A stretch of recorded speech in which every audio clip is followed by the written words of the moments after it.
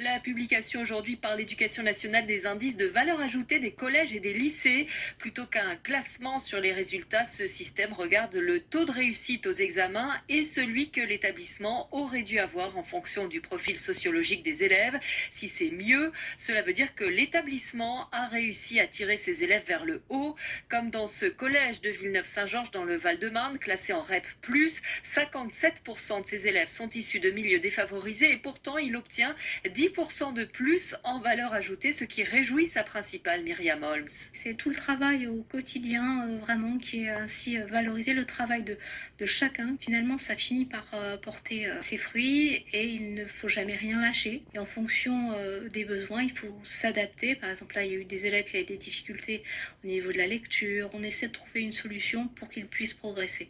Et ça, c'est le travail de chaque jour, chaque instant. Les parents regardent un petit peu aussi les résultats. Ils savent que l'équipe enseignante est vraiment stable, s'investit et il n'y a pas d'évitement pour ce collège. Voilà, il faut garder ce climat scolaire serein et bienveillant et faire en sorte que ça ne change pas, parce qu'il y a aussi des élèves qui dysfonctionnent comme partout, mais il faut les gérer, ces élèves, par le dialogue, la sanction lorsque cela est nécessaire, et le fait d'être réactif et investi, ça change complètement la donne. Myriam Holmes, la principale du collège Jules Ferry de Villeneuve-Saint-Georges avec Sonia Princé. C'est un élément important pour tous les élèves et les parents qui veulent choisir leur collège ou leur lycée pour la rentrée prochaine. Chaque année, le ministère de l'Éducation nationale publie ce qu'on appelle les indicateurs de valeur ajoutée des établissements scolaires. On l'obtient en comparant le taux de réussite aux examens avec le taux de réussite que l'établissement aurait dû obtenir.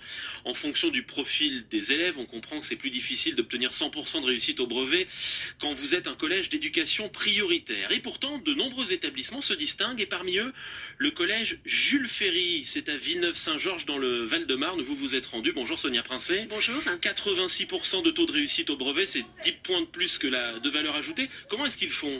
Eh bien, ce qui frappe dans les couloirs de ce collège, c'est le calme dans les classes. Pas de chahut, pas de dégradation. Elvira, en classe de 3e, confirme ce climat apaisé. On se sent plutôt à l'aise grâce aux profs, les surveillants, un peu tout le monde.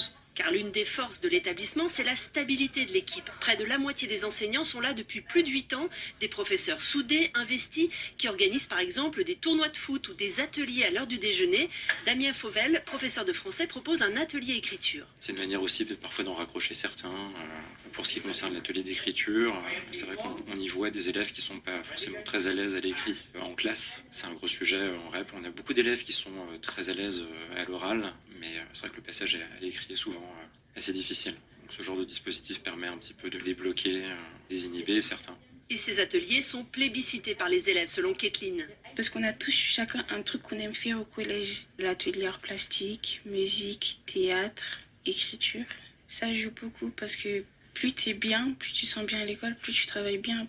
Cela se traduit dans les résultats. Myriam Holmes est la principale du collège. Avec les évaluations de 6e et 4e, on se rend compte que le collège fait progresser les élèves. Un seul exemple, au niveau du lexique, on voit qu'ils ont bien progressé entre la 6e et la 4e. L'établissement organise aussi des cafés des parents. Désormais, très peu de familles du secteur cherchent à éviter le collège et à s'inscrire dans le privé. Merci Sonia Princé pour ce reportage. Alors là, je